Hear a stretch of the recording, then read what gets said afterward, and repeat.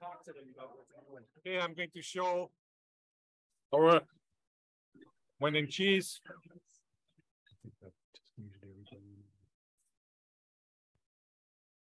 So you can change the name if you would like. You're probably too low.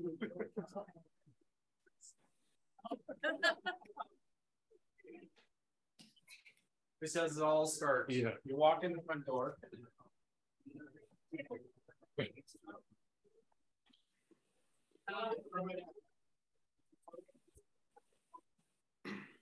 Presentation. Point it up a little bit. Might be better. Yeah, we don't really want to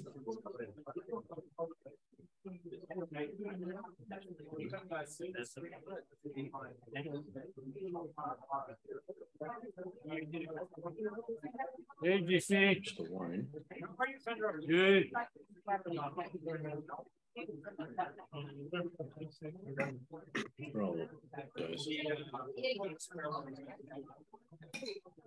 does.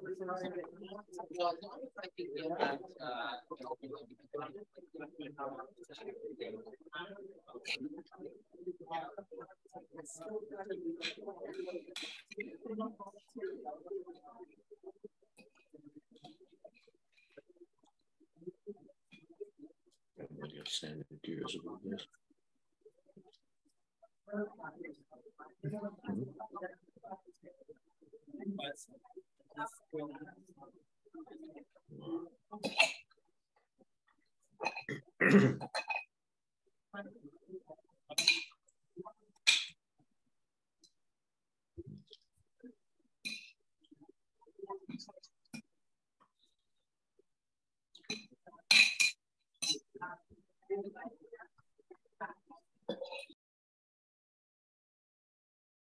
Right, how's everybody doing? Let's see what we got here. So we're just chewing on cheese and whatever. Let you guys in here. We're gonna start up probably around 8 o'clock. And that's generally when we kind of start these things. And it goes to about 9 for the presentation. And then we'll get you guys involved in the, Q&A with the chat and stuff. Right.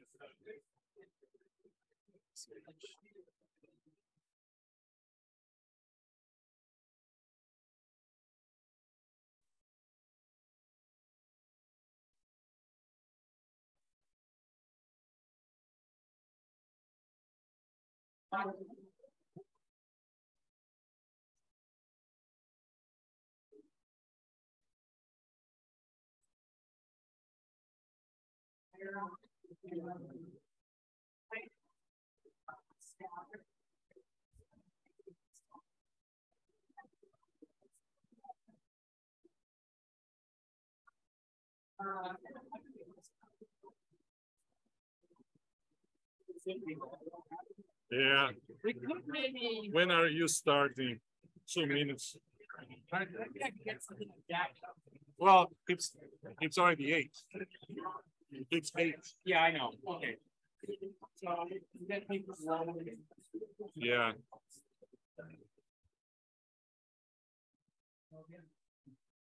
Okay, we're in good shape. All right, welcome. We got our Zoom crowd here. Sandro, we got on Zoom. 28. 28 people on Zoom.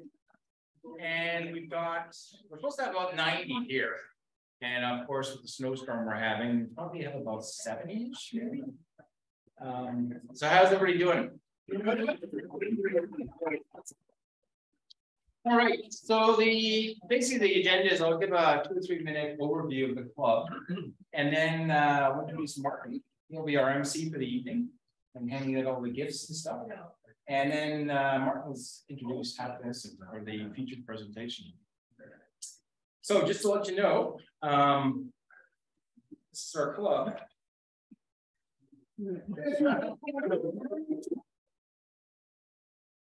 This is where we're from, basically. We have 484 members in the club, and most from Canada / the States.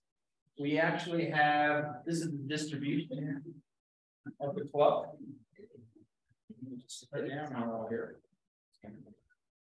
And we also have 7 members from Europe.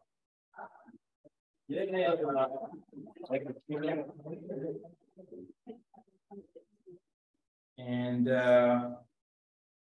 I'd say we click on this one. Most of the members are from Southern Ontario, New York State, that area. So you can see the distribution of the people. I think you caught this on the first slide here, but did you notice this guy right down here?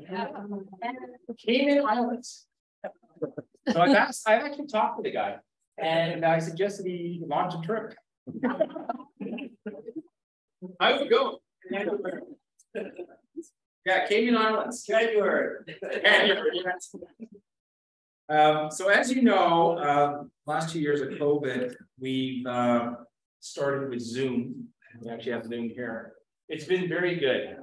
What it's done to the club is the normal crowd here is the Toronto region crowd. But what Zoom's done, we've got people, we had one person from the UK on our call, actually giving a presentation. It was 7 o'clock our time. It was 1 o'clock in the morning his time. We've had people from the Yukon, BC, New Hampshire, every which way. The club is about 85 members in the States, something like that, 80 something. And it represents right now 30 states. In Canada, it's all actually 10 provinces and 1 territory. And Zoom is very helpful because it brings all these people together. And they're on the Zoom calls for presentation basically. So some of the boring stuff, this is our executive, and most of the executive is here actually, myself. We've got Pete is our secretary. Luigi, can you just, there you go. Thomas is here. Oh, he's on the Zoom call. Okay, yeah. Thomas. We've got Chris Mayberry. Chris, where are you? Right here. There you go. And Sandra. Yep. So that's the board. And then we've got all the people that are in the various subcommittees. Called outings is Mary Perkins Bill. Conservation is Thomas, Emmy's membership, communication is Luigi, so he's putting out all those constant contacts every month or so. Matt Eberly's involved in YouTube and myself. Sandro's Instagram, and then we're starting this parallel thing with Edith Doggin. And I believe Dave, you back there somewhere? Yeah, he's back there. Dave's working on that. And Sue. And secretary mentioned Pete. Treasurer is Barb Young. Barb Young also has, she does the layout work for the Nostalgic and works with Alex. Alex is by the bar there. Alex? Alex is doing all that. At the library is just Gary James. He's not here right now. And Jeff Hamer is our webmaster. There's Jeff. Jeff's in the background there. So I'm moving. And then we've got CCR, which is ... It's a separate organization. My CCR is my Canoes. And Rick is the chairman there. Right there is Rick. And then we've got Martin on the board and Matt's on the board. And Dave Young's membership. Okay, great. So that's just kind of an overview of all the people involved. Moving forward, things not looking good. Okay. It's a blank sheet. What I see is something. Okay, I can't make that work for some reason. I can't make that one. Nanotechnology. Moving forward, yes. Okay.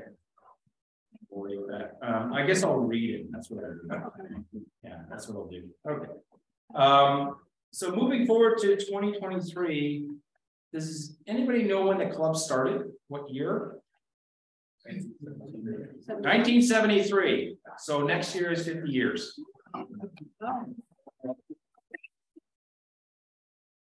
And the plan is over the winter, we're going to continue the Zoom presentations and meetings because that's pretty popular.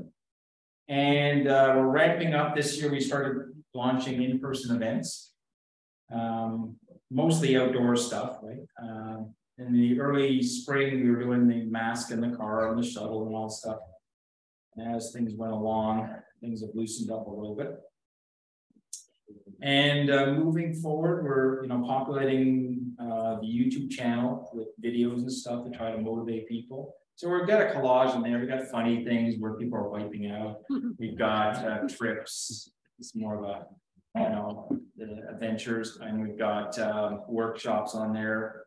And believe it or not, like we had a workshop on Tuesday, a presentation, and somebody missed the workshop. They immediately called me on the next day, said, "When are you posting it on YouTube? I want to see it." Okay. And then sometimes people show up like 10 minutes late. I want to see the 10 minutes I missed. So it's like, okay, I'm working it and trying to get it on there. So that's popular.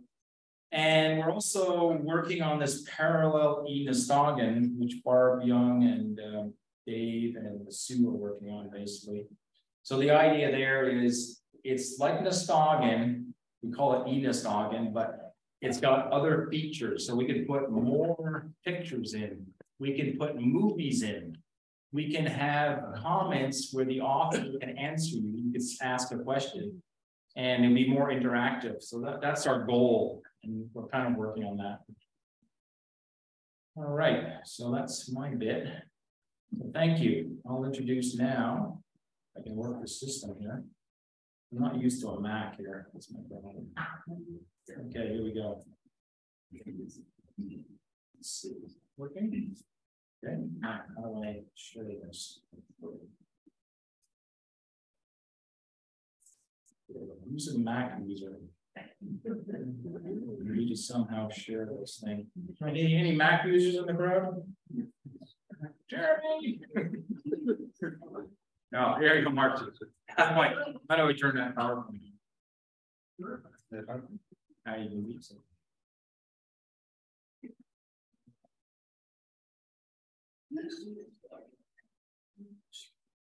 And then the issue I had was it wasn't going through the bullets last time. This might be just go straight on side. Okay, that's it. It works. Okay, so Mark. Here's our MC for the evening. Thank you, Gary, for what you do.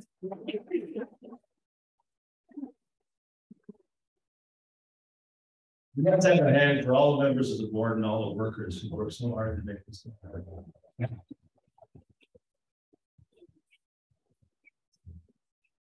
Thank you very much for coming here this evening. I'd like to welcome you on behalf also of the Toronto Sailing and Canoe Club.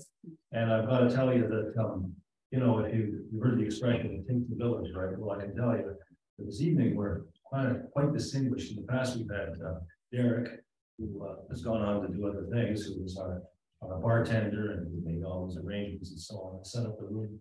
And well, let's put it this way: it takes a pandemic, and you can have the Vice Commodore, Toronto Sailing and Canoe Club, as your bartender.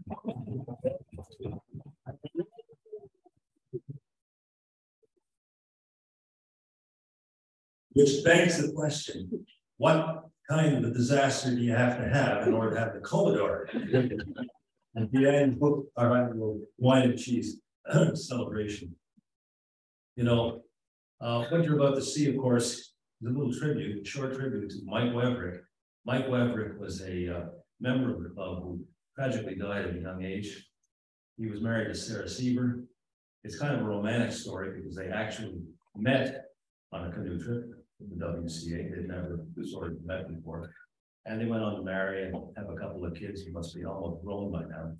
And when Mike died, his estate bequeathed the WCA, I don't know, some $10,000 or $15,000 and more. And that's really helping to subsidize these events. And you will note that notwithstanding rampant inflation, the price has hardly changed. And you get free parking. In Toronto,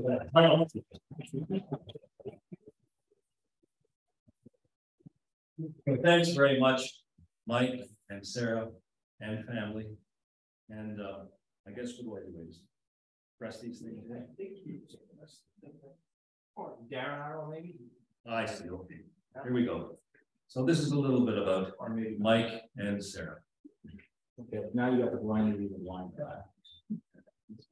Over here, this mouse pad. Yeah, Just click on that. good. There, thank you. Nope. No, It's alarm. Yeah. Okay. I need to click on.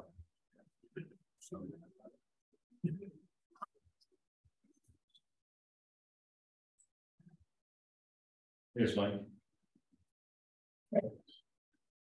They did many trips up north. See.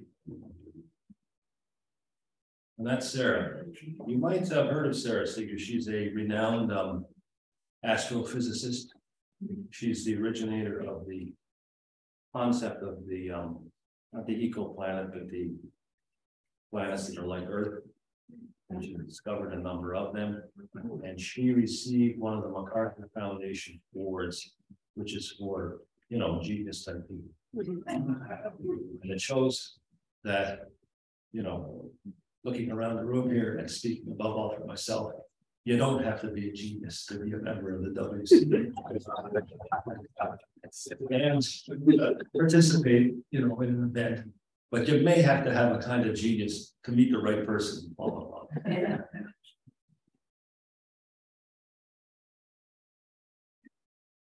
They had a number of articles, of course, in the Stoggin. And that's their family. These boys are almost grown men.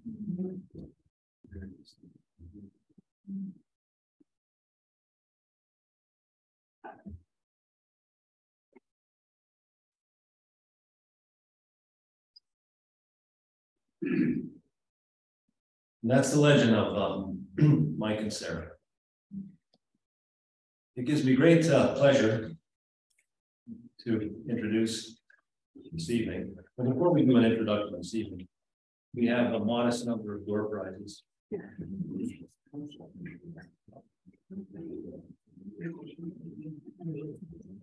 There's about 90 of us here this evening, and I don't know, there's about 35 prizes, so it's like the lotto has great difference.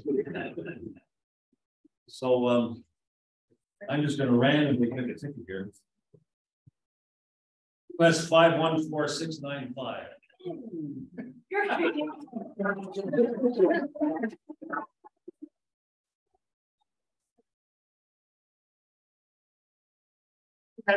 He has the right to pick the next winner.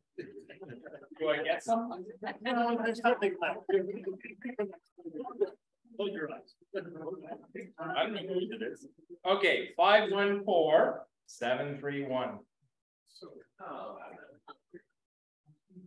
Heather? Okay, 514731. Going once, going twice. Okay, I'll put that on the side. Try another one. You're gonna have to try again. Third try or not. 514725. All right, come on up.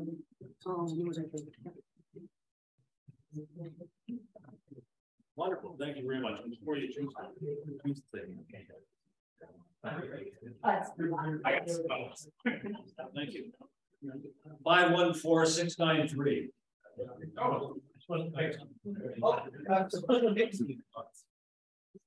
Gary, I like the sweater. No, you don't do this without everyone's support. That's happening.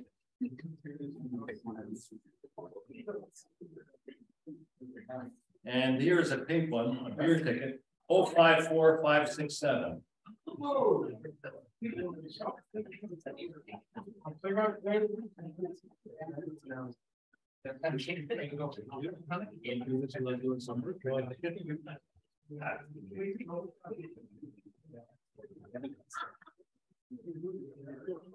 And for our last draw for the moment, 054558. It's a beer ticket too. There you go.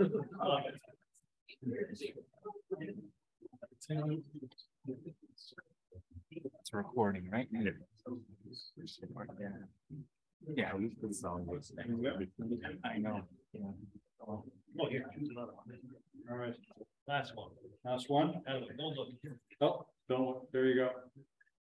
514708. It's a yellow ticket. Interesting. Have a voice on. Thanks.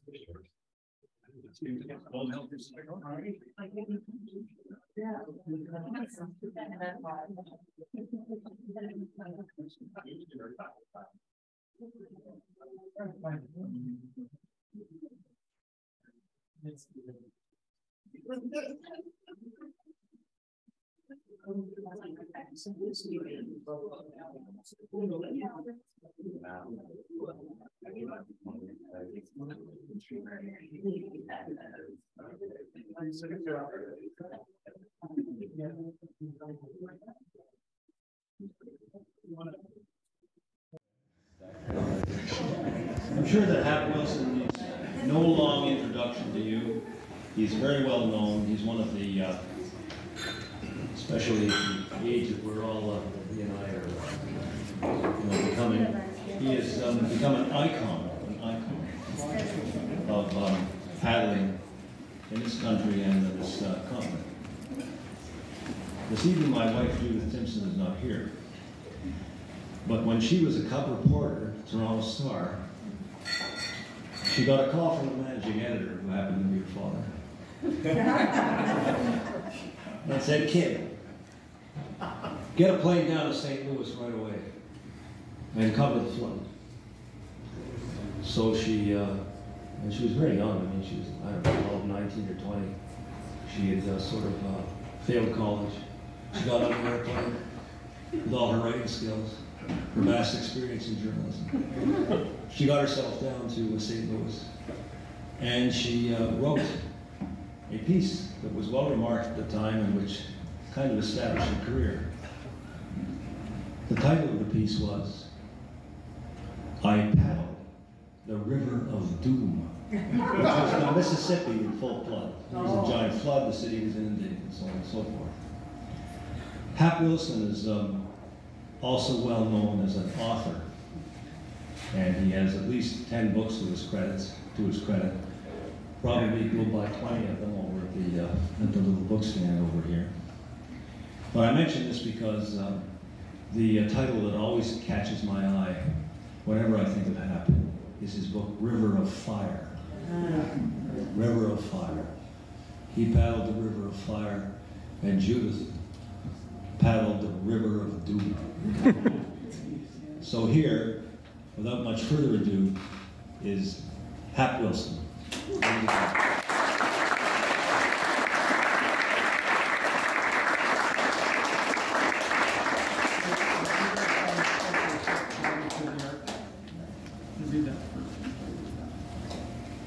Need a tech guy. Uh-oh. I have to thank the Wilderness Canoe Association for the invitation. It's the first time I've ever presented in front of the club. I'm just trying to think, 1973. What was I doing in 1973? I wasn't born yet. Right? 1973, I just finished a winter camping trip, 3 months in Temagami. And it was the first year I got involved in the environment movement in Temagami.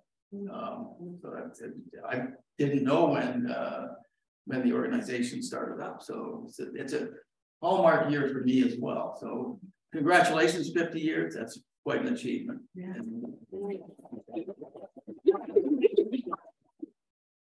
So the talk tonight has nothing to do with that. Hold on a second, bring it in there.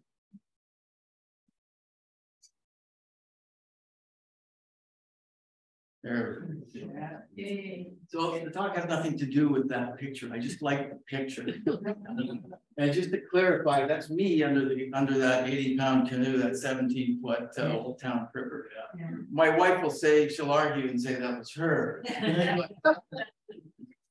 That was picture, darling. She's known as the Portage Queen on Instagram, so and rightly so. So I've got some giveaways too, and I'm going to throw a bunch of statistics at you for my talk. And also for these prizes I'm going to give away.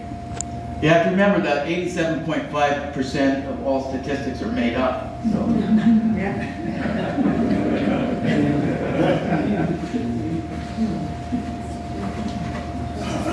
I didn't make that up.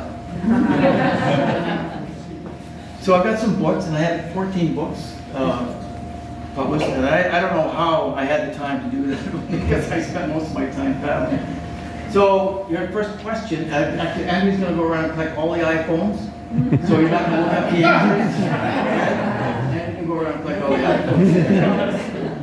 You may have heard some of these before, but maybe not.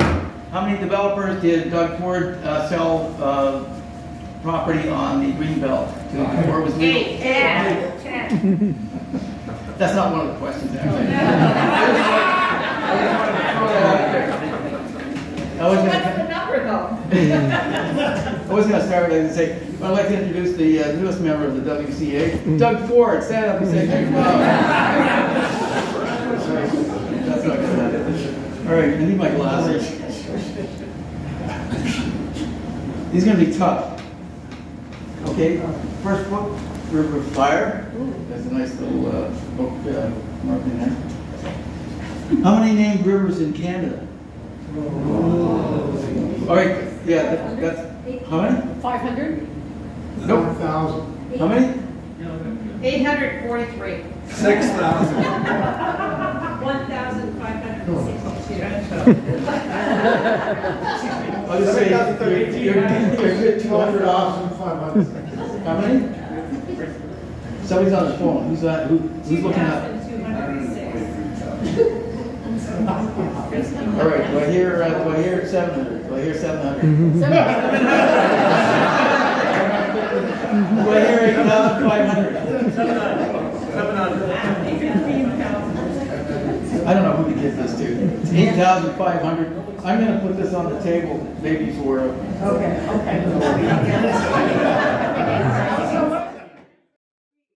So you see, 100 rivers isn't that much when you think there's 8,500 just named rivers. Yeah. And I've done some of the rivers, like Lady Ellen. My wife and I have probably done that over 150 times. Wow. The Des Moines River I've done 2 dozen times. A lot of these rivers I've done multiple times. I've been doing multiple trips on a lot of these rivers, which is, for me, it's enlightening because you can't just do one. I'm not a collector. I don't like doing one river and then finding another river to go. I like to do a river many times. Quite often we find ourselves going upstream on some of these rivers just to see what it's like. We're going up the Cochrane River 200 kilometers up the Cochrane and sailing half the way using the south winds as an advantage. But when you're out there canoeing, you know, a lot of times you're going upstream to get to the downstream part of the trip, right? All right, next book. Grail and Me is one of my wife's favorite. It's just kind of a fun thing. I think I wrote this on a couple bottles of good scotch. What percentage of Ontario landmass is protected wilderness? Here's an easy one. 15. 15 what? Percent. What country are you from? 8%. 11. More less than 1%. 5.35. 5.35. 1.5. I'm going to give it to this gentleman here because he's the closest. It's 0.1%. What did you say? I said less than 5. When you say 1%, didn't you say 1%? I said 0.8. Yeah. He said 0.8. 0.8. All right, he gets it.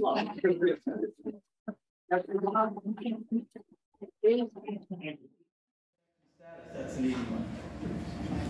A land mass in Ontario with some type of protection status. Boom. 5%. 11. Yes. 1%. All right, you get it. 1.1%. You get a choice. Give you the dance that's about the John Hornby expedition. Andrew and I have been up to the Phelan many times. And it's a story about the John Hornby expedition. It's a different take on it, been well received at this point. One more. This is an easy one. The grade 4s got this question in about 30 seconds. Now, some of you may have heard this already, so please refrain from the answer. Okay, there was 30 bears and 28 hikers. How many didn't? There were 30 bears and 28 hikers. How many didn't? Two. Hey, who said two?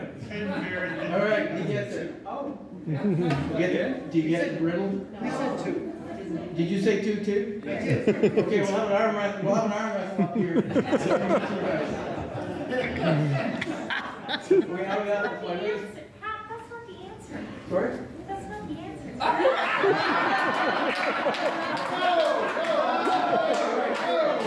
I failed math in high school. Okay, that's not the answer. Sorry, it's 30. What? That's the answer a minute ago. Okay, Let's live in the moment. I can't hear you. My hearing's gone. 30 black bears and 28 hikers. How many did? 10 bears did not eat hikers. What? 10 bears did not eat That's the hikers. right answer? That's the right answer. Yes. Do you get the question? No. There are 30 black bears and 28 hikers. All right, see, as a writer, you have to remember the punctuation.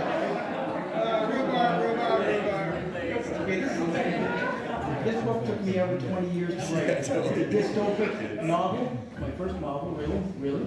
If you want to know what happens to the Earth in 2024, who gets elected in the election in the United States, it's all in here.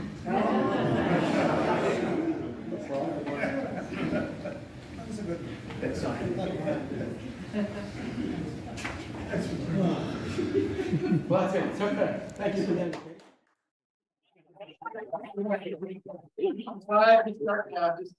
Sorry, and I've got it written out here because it's kind of keyed into the slideshow. And my wife said I get verbose and off track a lot, so I've kind of written it down here so I keep on track here. What better place to talk about wilderness, where it's been, where it's going, than in front of this forum, Wilderness Company Association. 20 years ago, more than 20 years ago, last time I talked at the Canoe Symposium, I had a fellow come up to me. He was the president of the Trail Association. He said, "Hap, you got to stop talking about the environment." I said, "Yeah, I'm not kidding." They had to restrain me. I said, "Well, I always talk about the environment. I've been an activist for most of my adult life, and I think it's something we need to talk about and think about." He said, "The worst thing is you're pushing this on our kids." That was over 20 years ago. And I've never been asked back. Of course, I got up and I did it, and I just let him, I talk like I always talk. I have a message that I think is important that people understand what or where wilderness is going in this country, in this province. And then, there's a lot of things that we can do to remedy where it's going, where it's being projected, and there's a lot of changes. There's been a whole paradigm shift. So I'm going to go through this.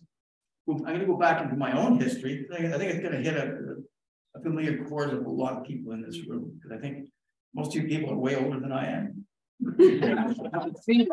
But anyway, I'm going to go on, and this is going to work out for me. So we've got, hold on, I think we have a little video here. I'm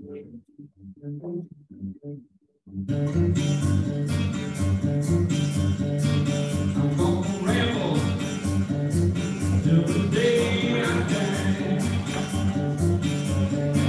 I'm gonna ramble. Okay, no, wait a minute. You see all this kind of stuff on YouTube and Instagram. And all this kind of, you don't want to watch this kind of stuff anymore. Yeah, we did. You want me to keep going? Oh, yeah. You want to be entertained? Yeah. So I'll keep going with the video. Yes. Of course. Okay.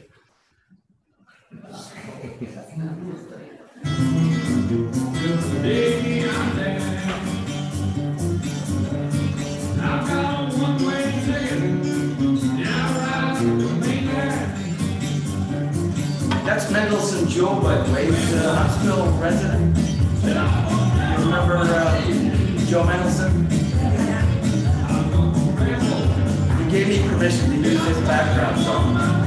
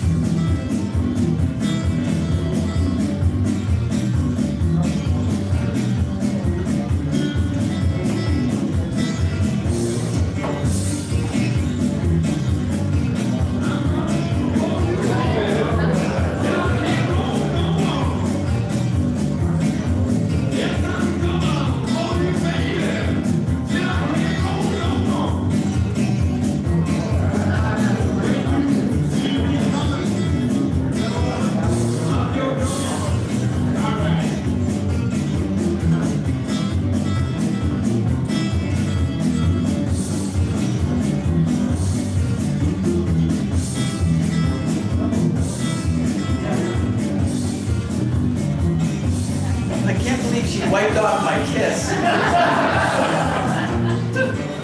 That's just coffee in those cups there.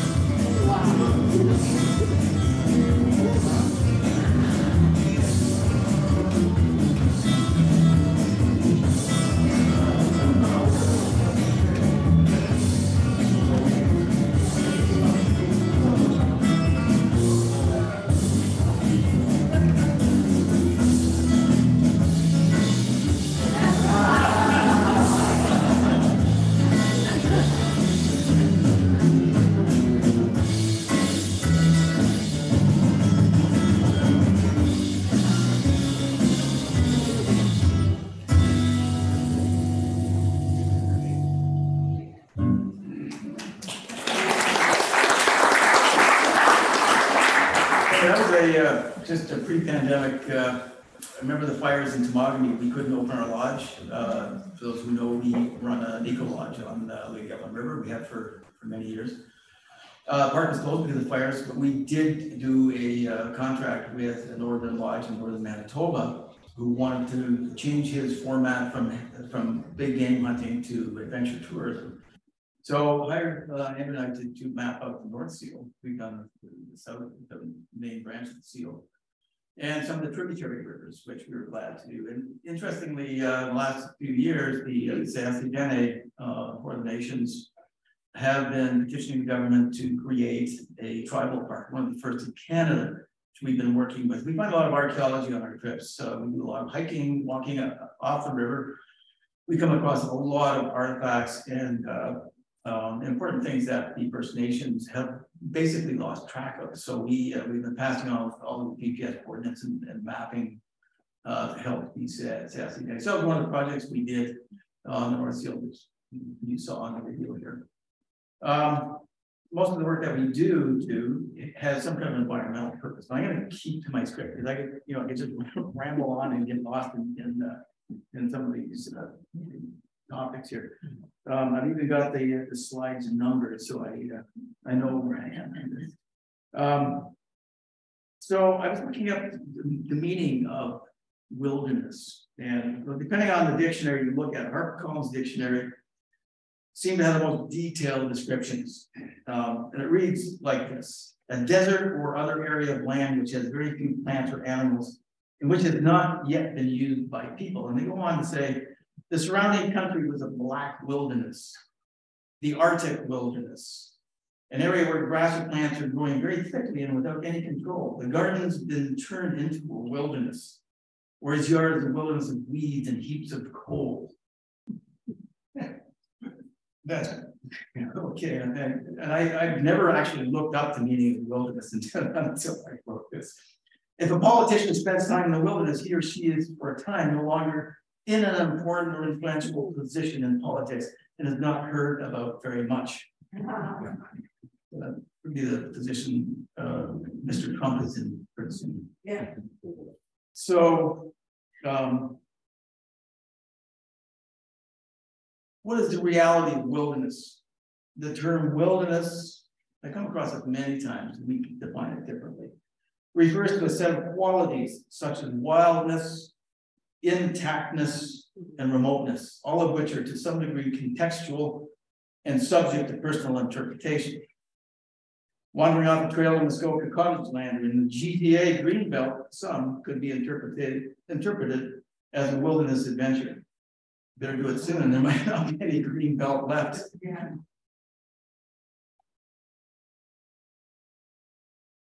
That's Doug Ford in the Bill 23. I don't know if anybody's really followed that. Oh, yeah. Yeah, I kind of figured that we'd be right on. So the designation wilderness is often used loosely, like ecotourism. How do you define it? And wilderness is used as a euphemism or metaphorically in conversation. It also has a legal land use classification as in our provincial wilderness parks.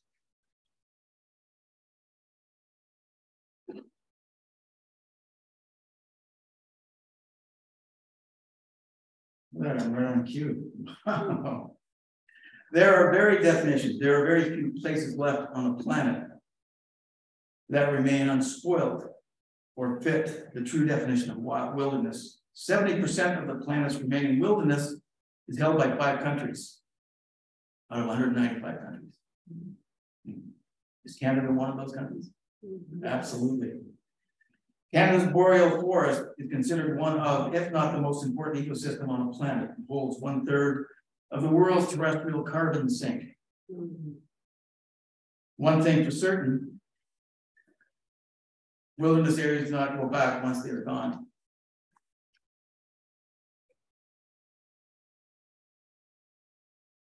Regardless, wilderness has a relationship characterized by a fundamental respect of the natural world. The sad reality, too, is the fact that only 23% of Canada's land habitats are still considered wild. Climate change, unsustainable forestry, road building, and mining have had a very complex effect on wilderness and wilderness experiences. I'm sure many of you see that in the Arctic in particular. Melting of the permafrost, you can paddle any of the northern rivers in summertime, you can see that water oozing off the shorelines, the bird species. Arctic community is saying we've never seen those bird species before. Moose are moving further north, and yeah, there's a lot of changes. Even in the southern sections, the Canadian Shield area, climate change has a huge effect on weather patterns, forest fires, especially in the boreal areas.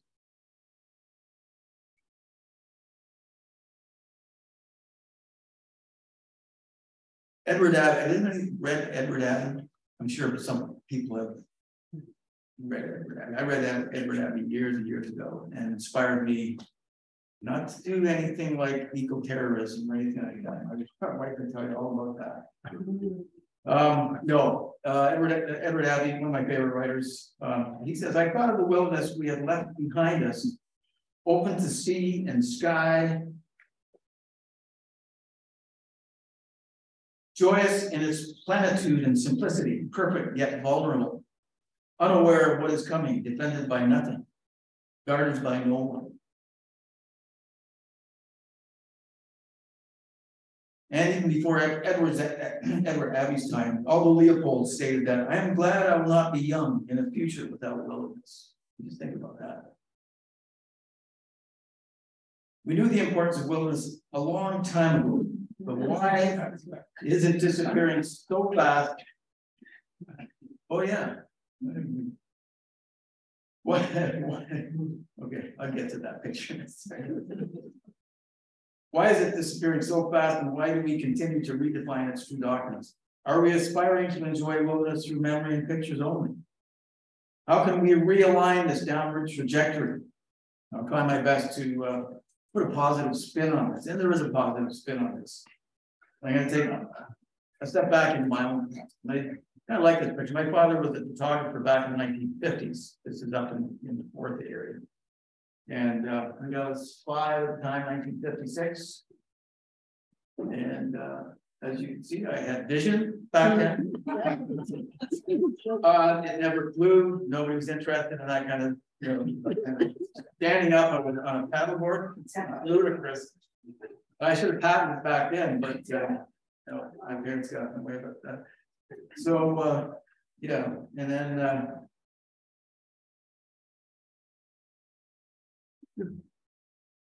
I like this picture. It's the Gatineau River. That would be about the same time. I'm starting to get interested in the ecology of the planet and all that stuff. I was 5 or 6, I think. But I'm just joking. I had no idea. I thought it was really funky. I could even walk out in the river on top of all those logs. A lot of people don't know that the river's flowing into the Ottawa. A lot of the rivers have been actively involved in the log run up until about 1970s. I think the Canoes, they ran logs up until the 1970s.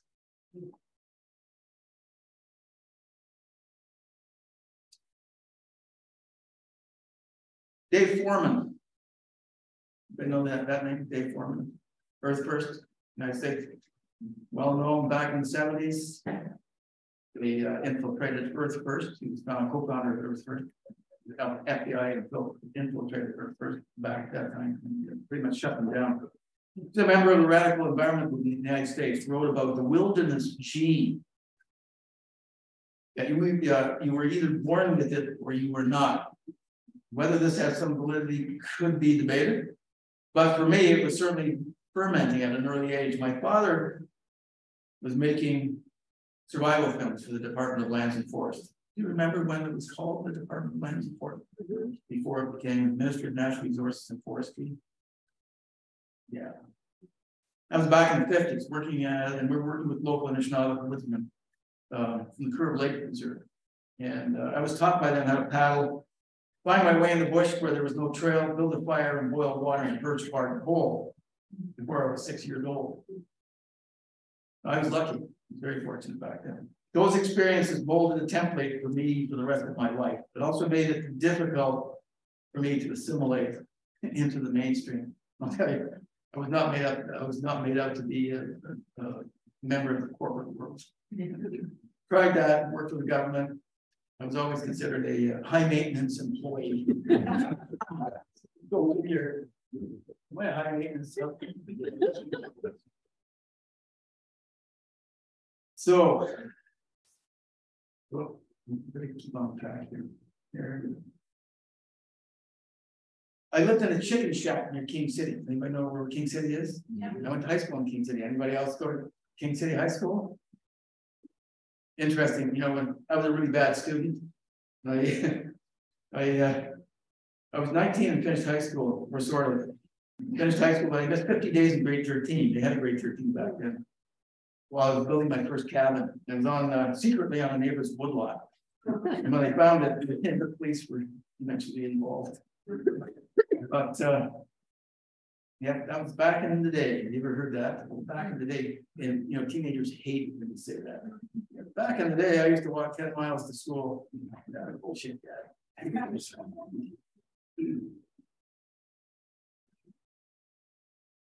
I love this picture. Got it from I don't know where I got this from, but anybody tripped back in the late 60s and 1970s. You still saw this. Birch bark canoes were still in the water. Guys had rifles in their guns, or in their canoes. And I could pick up all my camping supplies from Hercules on Yonge Street. Anybody remember that? Yeah. For about $20. And everything blended with the wilderness. All khaki, green, brown, none of these bright colors.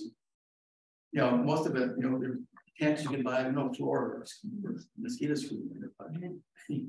And you cut pine boughs for your bedding back then. Wasn't today, you couldn't get away with that. But that's what it was like back in the day. It wasn't unusual to pass an American canoeist on a portage in Toboggan wearing a sidearm. You exchange salutations about fishing or the weather. Now it's about, your clothing, or canoe, how about your canoe, and really like your Royal Robbins shirt and all that. Fashion show catwalk now.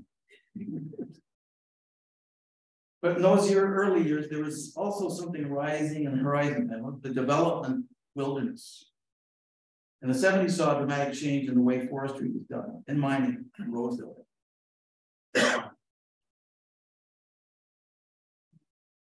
A bit of trivia, like people may not know, is that Greenpeace took to the seas to stop nuclear bomb testing, later to save whales in 1972. The environment movement exploded in Northeast Ontario with the government plan to develop Maple Mountain. I think people will remember back in 1973, Ontario government wanted to build an international ski hill on Maple Mountain. Would have the highest elevation drop, provide jobs for many decades, and that sparked a lot of environmental movements at the time, including a land caution stamped on by the local Canoe band, which goes down 126 township, I think. But didn't stop road building or logging, business as usual.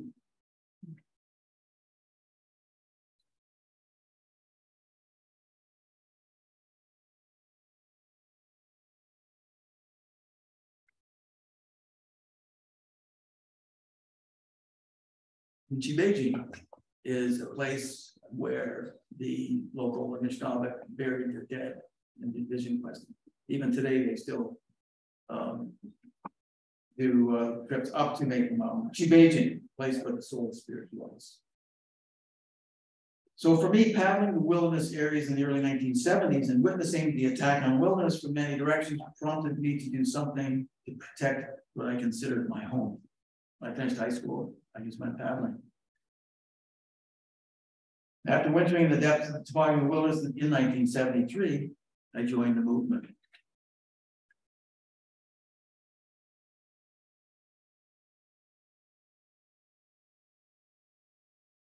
But how do you say wilderness? The movement evolved, but not without growing pains and gross misjudgments. Telling a logger that hugging trees is better than wood fiber in the mill was not going to feed the logger's family. We approached wilderness protection from a philosophical and emotional stance instead of an economic one. And for me, and many others who fought to protect wild places, to depreciate your core values and passions, to place a dollar value to wilderness protection was a hard reality to swallow. The Lady Evelyn River in Temagami was a waterway park in the early 1970s, pre-wilderness park. And I worked on those park plans for many months with the lands plan when I was an employee of the government at that time. And it was busier then than it is today. But people gravitate towards parks when they're on a map. Then they get crowded, and eventually get abused. The reality of it.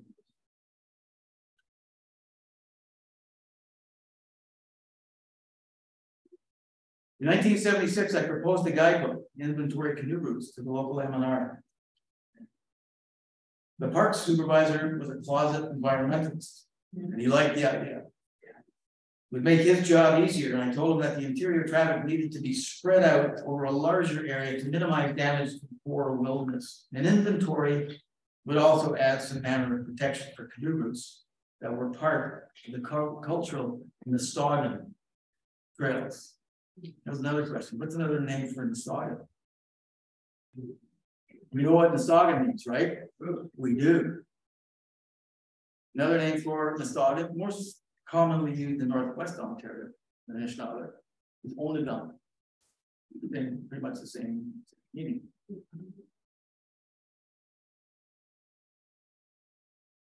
An inventory would also add some manner of protection to canoe routes and were part of the cultural Nistagan trails. I paddled over 3,000 kilometers that following year, breaking ice on the lakes at the end of the season to finish my Cat Lake routes. None of the other, there were 4 districts that comprised the Temagami wilderness area. it was divided into 4 administrative districts. 3 of the districts didn't want anything to do with the inventory. Too much work. That means they would have to clear portages, and it would interrupt the forestry services. Reception to the book was enormous. First 5,000 copies sold out in the first year. But there was 150 typo errors in the first time. I don't know if anybody owns it. I looked on Amazon books, and I was surprised. Some of my older books, there's like $200, $300, $400 for some of the early editions. I do have some at home. You go to hapwilson.com and see. You can look up some of the old copies of that book. I was surprised that I don't know who comes up with these prices, but anyway, the realization that we were losing wilderness at a rapacious rate was not. Oh, wait a second, I'm going to go back. Sorry, what slide am I on? There we go. Okay. I asked Paul to do some cartoons for my books, and he came up with this one, so I thought it was pretty clever. I don't know, you probably know Paul Mason and his cartoons. Pretty clever guy. The perception by some critics of the guidebook accused me of exploiting wilderness. Exploiting wilderness for personal gain. The realization that we were losing wilderness at a rapacious rate was not a consideration at the time. But the politics of wilderness protection demands a use it or lose it paradigm. An inventory of 5,000-year-old Muskogean canoes worked as an environmental tool where knowledge is key, enlightening the general user public and establishing a framework for future forest management that included wilderness trails.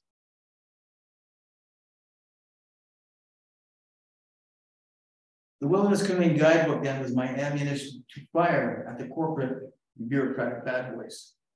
Sensitizing policymakers to wilderness values was akin to petting a rabid wolf, but put something on paper and getting people riled up did turn heads. I co-founded the environment group, Temagami Wilderness Society, now Earthroots in Toronto. And Temagami became an international news item. The Lady Island Wilderness Area being put on the IUCN, which is the International Union for Conservation of Nature, list of endangered spaces. There were blockades. I don't know if you remember the blockades. Maybe before most of you were born. I met my bride that year. There's an activist right there. Radical. Sitting there quietly. And of course, Bob Ray was arrested on that blockade just a year before he was elected premier. We can get Doug Ford out on our blockade.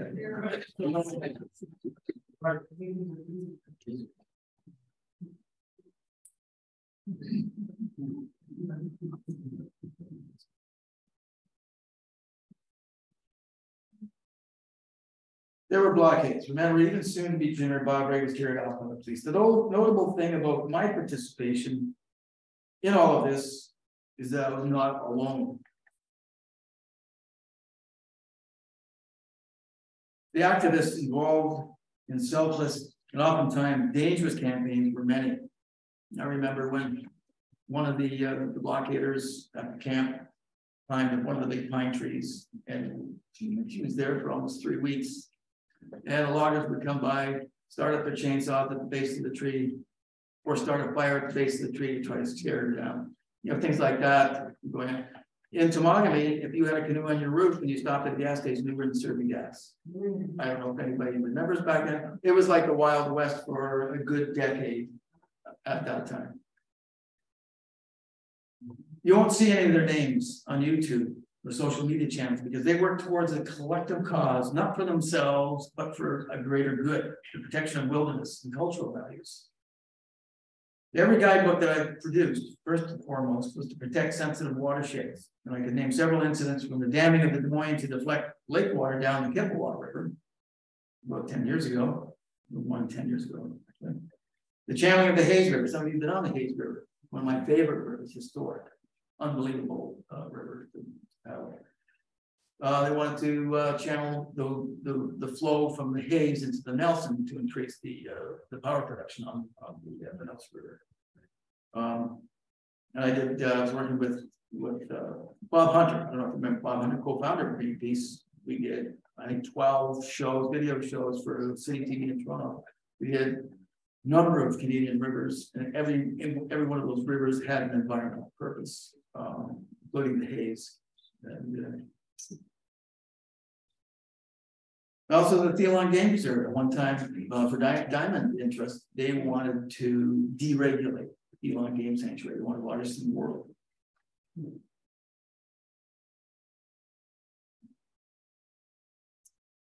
And for those who think the Canoeing Guidebook's primary purpose was to make life easier for the paddler, you are mistaken. As in the case of the Mississauga Guidebook, how many people have done the Mississauga Guidebook? That still haunts me today. The number of guests that I went down to the Toronto coroner's office. I spent some time down there going through 500 coroner's reports, police reports, just to find out why do so many people die? An average of 2 people a year. I think 17 deaths were blamed specifically on errant topographical maps. A lot of people still using topographical maps for their information. Topographical maps, as we all know, were not introduced for this type of recreation. Initially, it was for political purposes, military purposes. A lot of mistakes on topographic maps. Since the guidebook came out in 1994, there have been no deaths on Mississauga rivers. That's one of the success stories for the guidebooks. Very happy that we had made some kind of accomplishment that making that move. Interesting. I went to try a lot of these books. We fund these books on our own. We do get sponsored. We don't look for sponsors specifically. I went to the Ministry of Natural Resources and initially tried to get some funding for travel expenses, because I had to buy time for these books. They said, no, wait, we don't fund that. When it came out in the front page of the Toronto Star in 1994, and when I found the camera of 2 guys that drowned at Thunderhouse Falls, I got a letter from, I got a phone call from the Minister of Natural Resources. You got to talk. I went there, sat across from him, and he said, "You're a troublemaker," and he put the $10,000 check across the table. He said, "You can put this toward the publication of the book." Would that be considered genocide? Well, the thing is that all levels of government were in some way guilty, because they were actually at the same year the 2 fellows from Ohio drowned, 5 people drowned at Thunderhouse, because a cartographer put Mark Portage on a white print map on the wrong side of the river, a place where you can't get to. And so if you're using a topographic map, there wasn't a good guidebook back then. You think, well, the Portage is down there, so you try to make your way down. 5 people died in that case. It was the biggest story that the writer from the Star said he got more letters over that article than ever before. And he said the number of people that actually got that pulled into that falls and who survived far outnumbered the ones that had perished in the falls. So yeah, and that's only one river. How many named rivers are there in Canada? 8,500 rivers.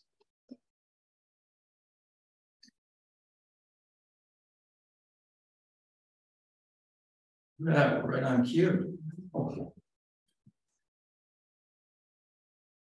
So the mismanagement of our resources has been a blow to the protection of these wild places we so like to enjoy. In Ontario, the current government has shackled all conservation and environment groups, watered down the Endangered Species Act through Bill 108. There are 33 in the province. Failed to follow the Environmental Bill of Rights and made changes to the Environmental Assessment Act in favor of industrial development. You look at Algonquin Park, I'm sure everybody knows it. It's kind of the poster part for the government. It's the only park in Ontario not protected from commercial logging. 65% of the park is open to logging. with 6,000 kilometers of logging roads. That's more than the number of roads in Toronto, when you think about it. Only 14% of Ontarians are aware that Algonquin Park has been open to commercial logging since its inception. When was it? It was late 1800s, I think. So where do we go from here? Only 23% of Canada's terrestrial habitats are still wild. But let's look at Ontario. Ontario is Canada's premier canoeing destination. Whether you look at it, at any of it, as a wilderness, doesn't matter. The values are still the same. There are 340 provincial parks in the province. Few are actually fully protected.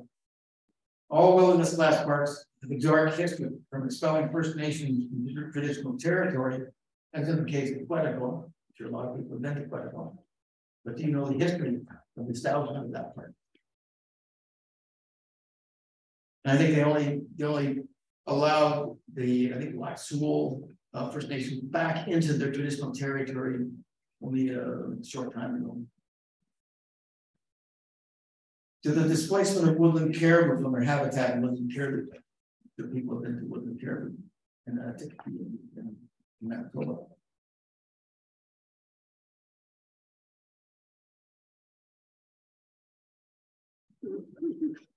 I'm getting to that. And we all know what happened in Tomago. I actually worked as a cartographer for the first draft of the park in 1980, which would have protected 93% of all historical, cultural, and natural features. And after working with the district planner for a year on the initial draft, it was canned by the regional office in order to cater to industrial needs. And if you know Tomago, they slapped conservation reserves and waterway parks on over the years, but they left donut holes out because it's prime forest, prime old growth. You know, a very sort of Wolf Lake, I'm sure. Wolf Lake, Solus Wildlands, we're trying to protect that now and add it into the park system. So 3 smaller river watersheds within that area that was initially protected by the work that we did on the initial park plan. The truth is we don't have enough protected wildland, nor do we have protection for sensitive land outside of parks. And when you realize that 60% of backcountry users head for crown land, especially now over you probably noticed that with the high permit fees in some of the parks, Tomago is one of the most expensive. People are going to crown land, and it's not managed by the government. And a lot of people are not experienced campers. We've seen that a lot, especially over the last 3 years of the pandemic. Everybody wants to get out, but their experience level is fairly low, unfortunately, and it's a detriment to the crown land in different ways.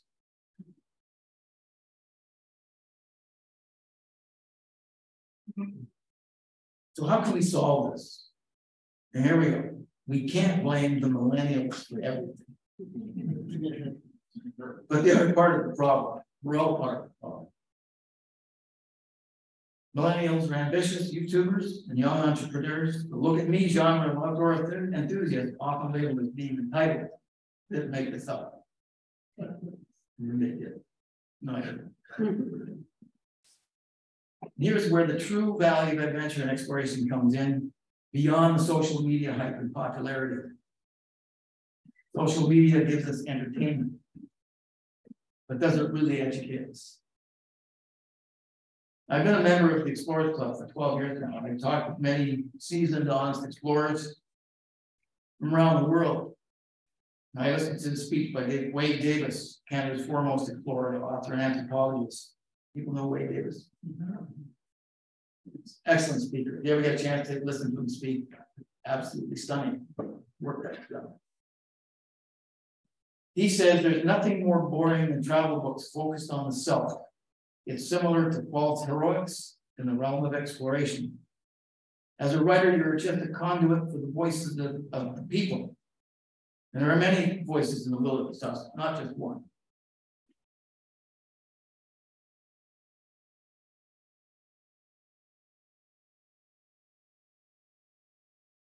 Social media has pulled us away from those wilderness values that broaden beyond self-seeking distraction in the form of entertainment. And we sometimes forget about the deeper issues at stake, like the inclusiveness of First Nations cultural values, sustainability of resources, or even a lack of mindfulness while on the trail. We're seeing that more and more. I don't know if you're on a portage and people butt in a portage with their gear spread all over the place where you find garbage, and it's, you know, it's been a problem. We see more of this. 1,000-year-old pictographs near the pictographs, teaching sites. You're never supposed to go there because it's specific. The healer. There's not a healer. True healer.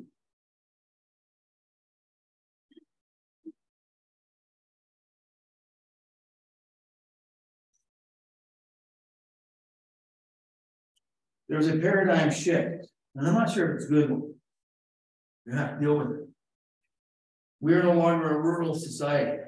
We have moved our population to the cities, farther from wilderness values and issues beyond the urban sprawl.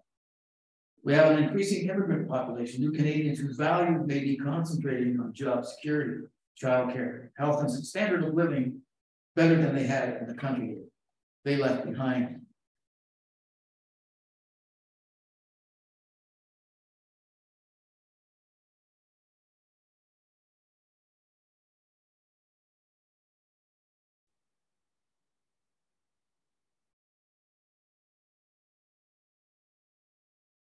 And it's a population with conservative leanings as well, where the deforestation of the boreal forest may not be a big issue to them. I spent some time in the boreal forest helping a friend doing a study on the boreal elk. I was shocked by the intensity of the cutting of the boreal forest. Nobody sees it. A lot of people, it's not an area that's well traveled. You don't fly over it. You drive through sections of it, you'll see some clear cuts. If you look at from aerial photographs, some of the largest clear cuts on the planet are the boreal forest in Ontario. I kid you not the rainforest. We like pointing our fingers at other countries, but Northern Ontario, and you look at the cap casing that at the time when I was up there with my friend doing the boreal study, all those trees, 150, 200 years old, not much bigger than that, all went to the cap casing pulp and power mill. For two companies out of this country, Kimberly-Clark, the 12 paper, and the New York Times. All of that beautiful carbon sink boreal forest going to one company for disposable products. Pretty frightening when you think about it. Generation Z.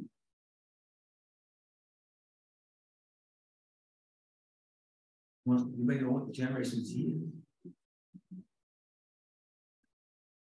Born 1997 to 2012. It's the largest generation in North America that has never been without the internet. Pretty striking when you think about it. We're known to be highly collaborative, self-reliant, and pragmatic. That's a good sign. Well educated. And they're learning more about the environment, which is also a good thing. They're also the generations who inherit all the problems we're dealing with today, from climate change, loss of wildlife habitat, wilderness. There are now a multitude of tourism pursuits. Adventure tourism, we know all about. So many different tourisms. I mean, ecotourism. Nobody knows how to define it. I've seen paddling down the Big East River in Muskoka one year. And I heard this noise coming upstream, and they were jet skis coming up the river. And got down to the bridge where the van was parked and said, "The best eco adventures on the planet." And thinking, really?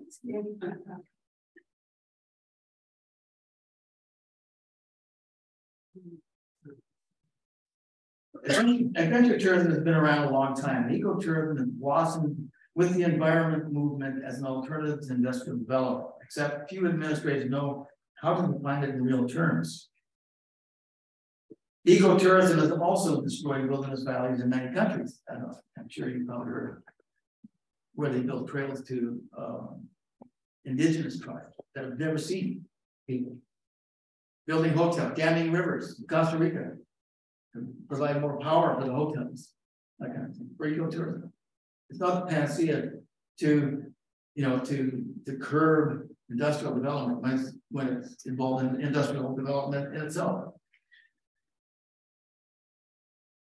Some outdoor tourism pursuit can be cross-pollinated, like ecotourism with adventure tourism, but others may not be wholly appropriate, ethical, and moral. I kind of like this picture. I'm on the right side of that. I think just for fun. I think we were drinking American bourbon that night. A couple of American friends. We thought, I think this says a lot too. Do we keep our heads buried in the sand? We kind of just, denial is great. My age, I still think I'm in my 30s, and I have to remind myself that in every old man, there's a young man thinking, what the hell happened?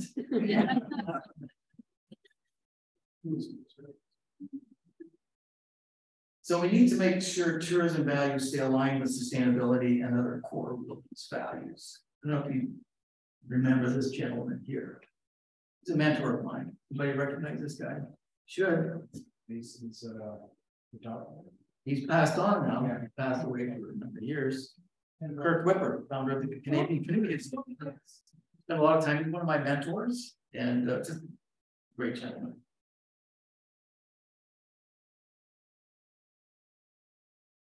I'm almost finished here.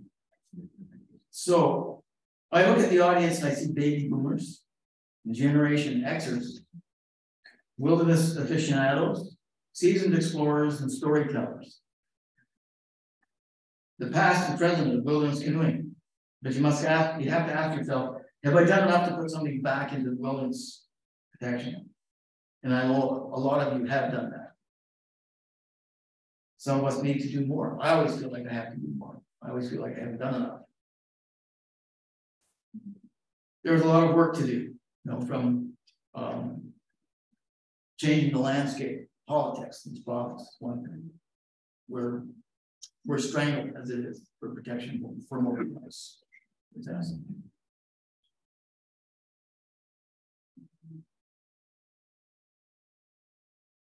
We are the teachers, the mentors, and the hope for the future right here in this room, this organization. It is up to us to reach out to people in the inner city and the Generation Zs to let them know that wilderness protection sustains our quality of life and the life of our planet, and to keep in check the unrestrained bushcrafters and self-seekers who draw attention away from the core values of wilderness exploration, and the guys of entertainment. It's up to the people in this room, this organization, all of us, to cultivate ways and means to pass on their collective expertise and knowledge so that future generations can enjoy what we enjoy today. Sigurd Olsen, remember him? Writer from the States, great stuff. Loved his writings. Kind of a guy I'd like to go paddling with. American storyteller said it best, that wilderness to the people of America is a spiritual necessity, an antidote to the high pressure of modern life, a means of regaining serenity and equilibrium. And that's so true. And that's about it. That's all I have to say. Sorry. Taking up a lot of your time.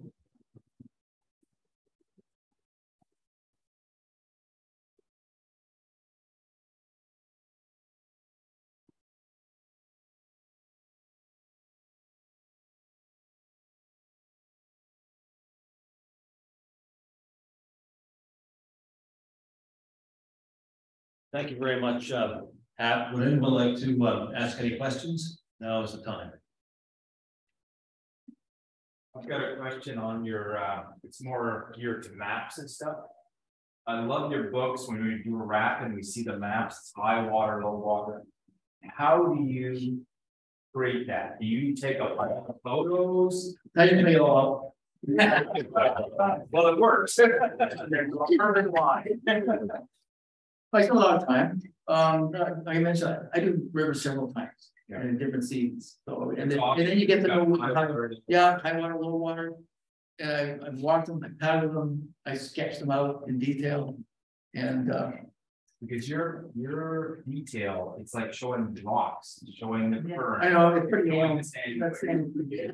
I'll tell you a funny story too, is that a well-known paddling company, I won't mention the name. But there was a group, black feather group that went. Had a guy come out to the show, I went to New York, pitch a story to Men's Journal magazine, and they also do Rolling Stone, and they like the idea of a quintessential Canadian adventure school. That was my first trip to the subarctic. I had never been outside of that kind of safety realm of the Lower Canadian Shield. And we hit that, and they liked the idea of that, and they hired a writer and a photographer who had not had any canoeing experience whatsoever. And in high flow of the seal is a pretty difficult high volume. First time I ever ran into spray deck in 1994. So just dealing with 2 neophytes, heavy gear, because the photographer brought, the studio photographer brought like 200 pounds of camera equipment on top of that. You know, we couldn't even get the spray decks down over the equipment.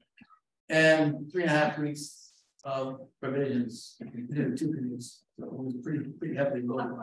Having to deal with the largest fire in Manitoba history, wildfire. That and dealing with polar bears on the coast. But the real story is it's the first time I ever had to pull a gun on the top. Well, I'm gonna tell you anymore. But that's not the whole story. The whole story, that you know, and I don't like stories where it's like, look what I've done, look, it's my trip, look at me, kind of thing. The big story in that book is the history of the Dene people and how we moved them off of their traditional land. So I did a lot of research with the book. I always do a lot of research because I don't like just to write like trip reports kind of thing. So I wanted to find out, well, why did the government move them off their traditional land when they've been there for thousands of years? Mining interests, for one, they wanted to clear them off land, send them all to Churchill, and also the fact that they blamed them for mass killing of the caribou, and which is their traditional right. We don't understand a lot of First Nations because they believe that the caribou were put on the planet for them, and through all of the decades and and years that they went through starvation. It's been, and you look at some of the historical reports on the Dene or the Inuit, they would kill and kill and kill until they ran out of bullets. And because that made up for all of the years and years of starvation. It's just a way of thinking. So we don't think in those terms. So we shipped them all off Churchill, which is what decimated the Tuduli band. And without any support from the Manitoba government, they decided, because they were all dying of alcohol poisoning, all kind of nasty stuff, lived in shacks in the Churchill dump. They moved back to Tuduli Lake and built their own village again, without any monetary help from the Manitoba government until many years later. And it's a pleasure for us to be working with them now to gain some respect and some empowerment over a huge watershed, the 4th largest river in Manitoba. So it's one of the stories in River Fire that people, and they mentioned that to me. They really liked the inclusion of the First Nations. Anyway, that's to answer your question. Yes, in many, many words. What are you writing right now? Can you share what is? Sorry? What are you writing on right now? What is your? I don't know. I have to do a sequel to the Out of Abaddon, which is a dystopic novel. That's if you like that kind of thing, science fiction, might find it. I should actually also survive that. I have to do a sequel to that book at some point. My bride wants me to write our love story.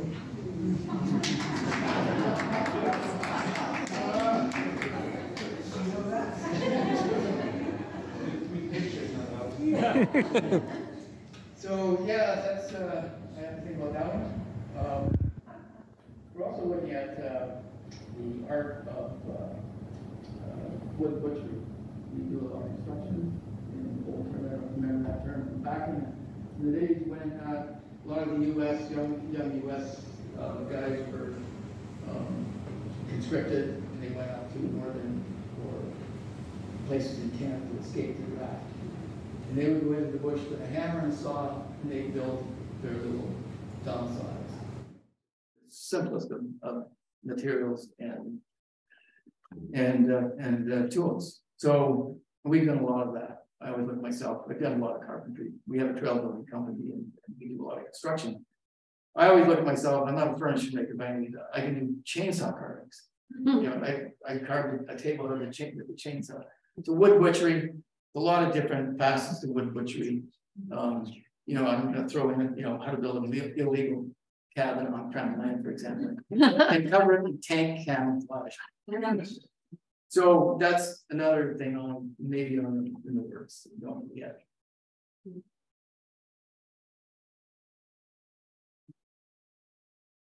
You should ask my wife questions. She's way smarter than I am. Any more questions for Hap? We might have some questions on the chat. There you go. There you go. No, we don't have any questions? Okay. Go ahead. What's your favorite canoe? My favorite canoe? Any canoe that Andrea carries on the fourth bench.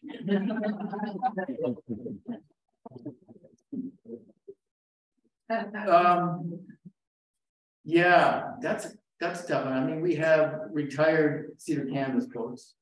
When you were mapping the Canoe, for example, what were you using? Why? On the Canoe? Yeah, or what would you use nowadays?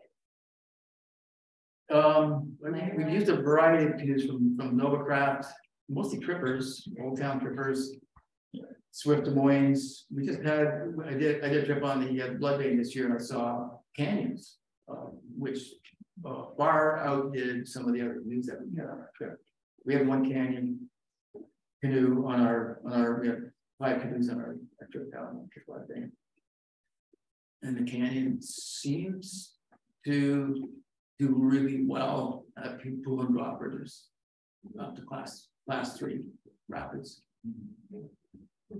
I don't, you know, I still like paddling cedar canvas whenever I get an opportunity. I don't know. I don't think I found my favorite canoe yet, aside from the traditional canoes. Andrew, you know more about canoes than I do. No.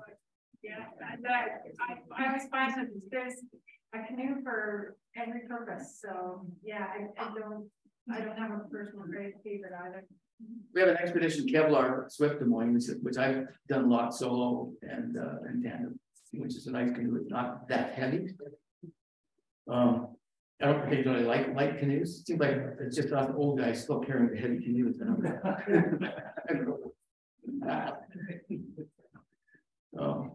Yeah, I would get asked all the time, what canoe should I buy? And Andrew's right. I mean, it depends on what you do. How many people are going to put in, like 3 dogs and 2 kids, you know, in there, or hard to say. From the perspective of someone who, you know, we're getting older, you're thinking that you've only got a limited number of trips left you'd like to do. Like I know Bill Mason, he sort of chose to go to the Nahanni as its last river. If you knew that you had only one more river,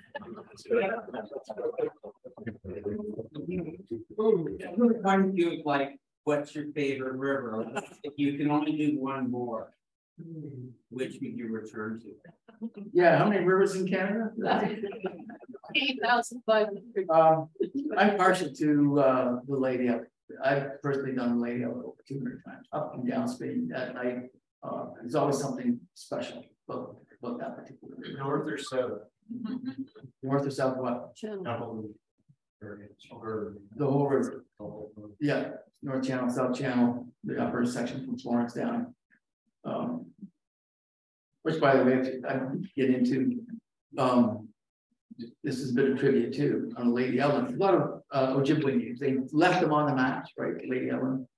I don't know who Lady Ellen really was, whether she's been there or not, but they've anglicized a lot of the Anishinaabe names, unfortunately. Probably, you know, for a purpose, if they translated some of the Anishinaabe names, like Tungedi, the South Channel Lady Ellen, very shallow, and you're in the canoe and going like this a lot, trying to get the canoe over logs and gravel shells. You know what Tungedi means? Asshole pointing backwards. So if we translated all those names, that's probably why they threw, Governor General's daughters and Lady Ellen, Lady Sidney, Lady Dufresne, like Jim Edward, I don't know who happened, Frank Falls, Helen Falls. It's unfortunate that they didn't keep some of the native names, but Craig McDonald's map, people know Craig McDonald, and the map that he produced with all of the original names, and before they dammed any of the systems in Temagami, that map is pretty precious. I think James Raffin did a book on that recently. See how far I can venture off the question. I have actually a question from my wife who's on the call. Opposite end of the spectrum. We have a baby that's turning 2 in June.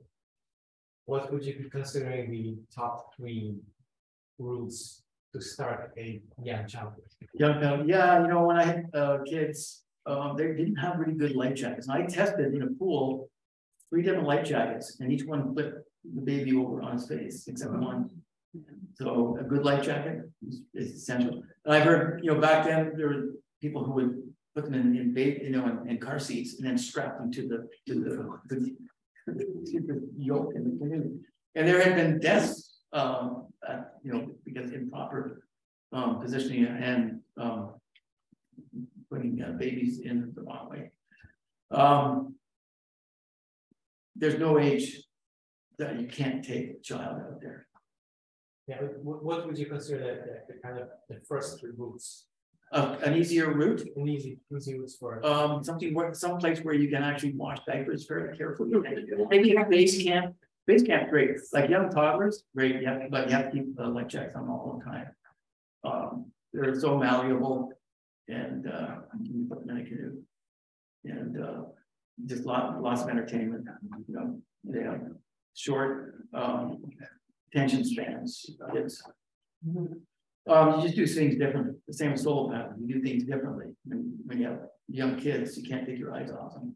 When they're just born, they don't move very fast. They just kind of wheel. They're like blenders, stuff's coming out of both ends. It's the lid off the blender, sorry. But it's I wouldn't a lot of people say, young parents, they say, when should we take our kids out on a canoe trip? Say 14, they'll want to go to computer camp or something strange like that. They don't want to hang out with parents. Got to get them out as early as possible, so it builds that into their lifestyle early. Don't be afraid. I would say someplace more comfortable.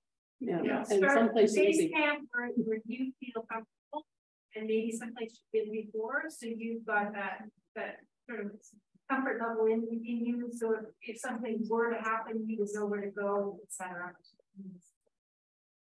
Like Chiniguchi, Chiniguchi areas where you can with lots of paddling kind of base can as well. Portage. Yeah, portage, especially the bug. If you're out, bug season can extend in well into the summer. I know I had a collapsible small little bug screen I would put on the portage to the kids in, and that would keep them in there until everything was loaded into the canoe. Now I remember they would get bit, and they go back to school with all the mosquito bites and black fly bites, and I get a phone call from a teacher and say, your kid's got the measles. There's no black lights. The teacher that was worse than having measles. Allowing your kids to get bit by bugs, but you know, it's good for their immune system. Let your kid play in the dirt, you know. If we get bit by bugs, it's all good stuff.